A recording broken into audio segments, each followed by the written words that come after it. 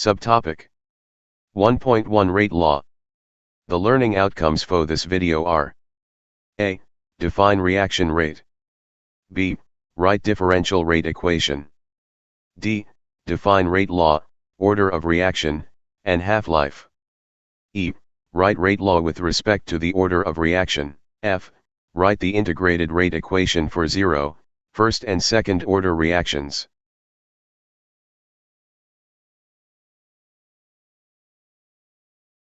Reaction rate.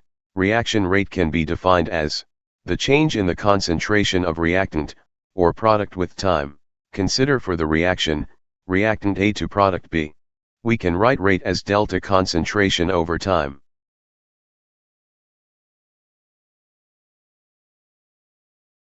The rate of a chemical reaction is a measure of the rate at which the products are formed, which is equal to the rate at which the reactants are consumed.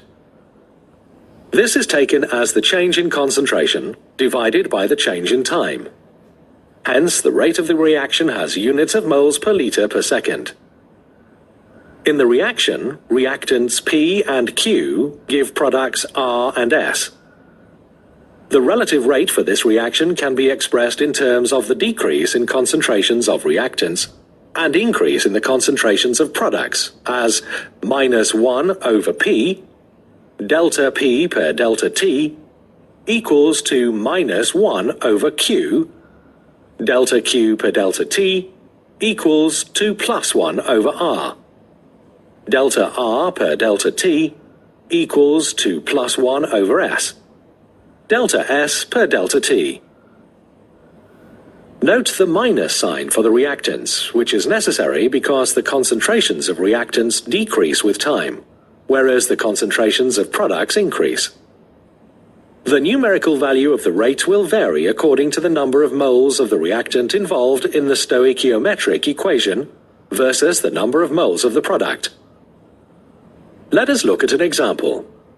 In the reaction between dichromate ions and iron II ions in an acidic medium, the stoichiometric coefficients are respectively 1, 6, 14, 2, 6, 7. The rate of appearance of iron III ions is 6 times as great as the rate at which dichromate IV ions are consumed. The rate of this reaction is minus the change in the concentration of dichromate IV ions per change in time, which equals plus the change in the concentration of iron III ions per 6 times change in time.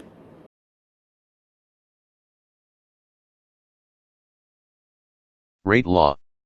The rate law is an equation that relate the rate of a reaction to the rate constant and the concentrations of the reactants raised to some powers. Rate constant, K, a proportionality constant for a reaction at constant temperature. Let us consider a reaction involving reactants A and B. The rate equation for this reaction takes the form: the rate is proportional to the product of the concentrations of A and B raised to powers m and n respectively. The proportionality constant K is called the rate constant. The exponents of the concentrations m and n are called the orders of reaction with respect to A and B. They are determined experimentally.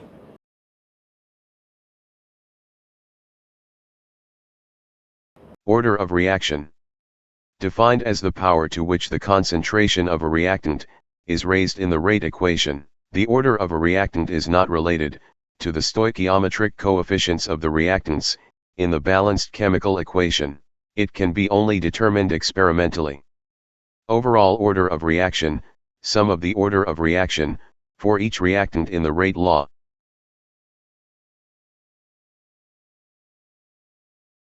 Half-life. The half-life, T-half, is the time required for the concentration of a reactant to decrease to half of its initial concentration. Now, let us derive the half-life equation from the concentration time equation of a zero-order reaction. The half-life is the time taken for the concentration of the reactant to fall to half of its initial value. Substituting AT by A0 over 2 in the concentration time equation, gives a final equation for the half-life as follows. T half equals A naught per 2K. Hence, the half-life of a reactant increases as its initial concentration increases. We can derive the half-life equation for a first-order reaction from the concentration-time equation. The half-life is the time taken for the concentration of the reactant to fall to half of its initial value. Substituting AT by A naught over 2 in the concentration-time equation gives a final equation for half-life as follows. T half equals ln 2 over K, or 2.303 log 2 per K. Note that the half-life of a first-order reaction is independent of the initial concentration of the reactant. If we substitute the halved concentration of A, we will find that the half-life for a second-order reaction is 1 per K times A naught. This means that the half-life of a second-order reaction depends on the initial concentration of the reactant. Since the concentration of A varies with time, the half-life of a second-order reaction varies with time too.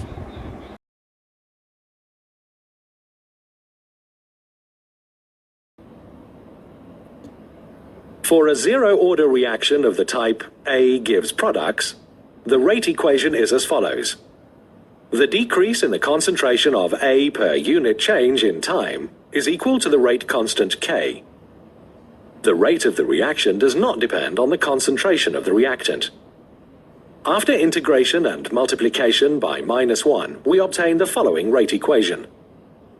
The initial concentration of A minus the concentration of A at time t equals the rate constant multiplied by the time t. The concentration is a function of time, and the graph obtained is linear. The graph of concentration against time for a zero-order reaction has a negative slope.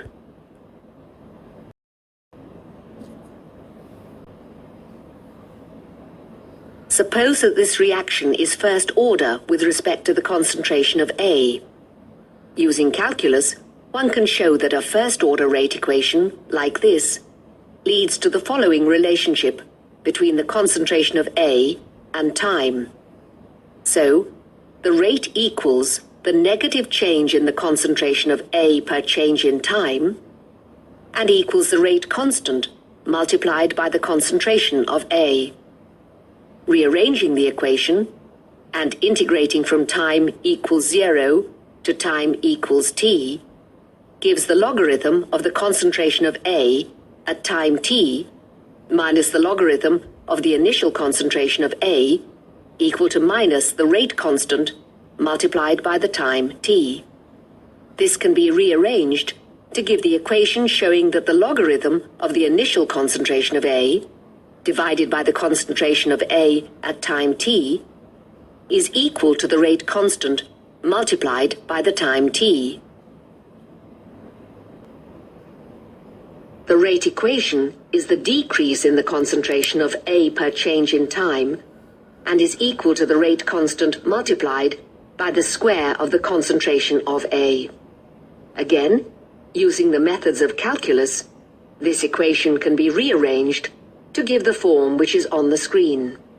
Integrating this from time equals 0 to time equals t gives the equation relating the reactant concentration to time for a second-order reaction.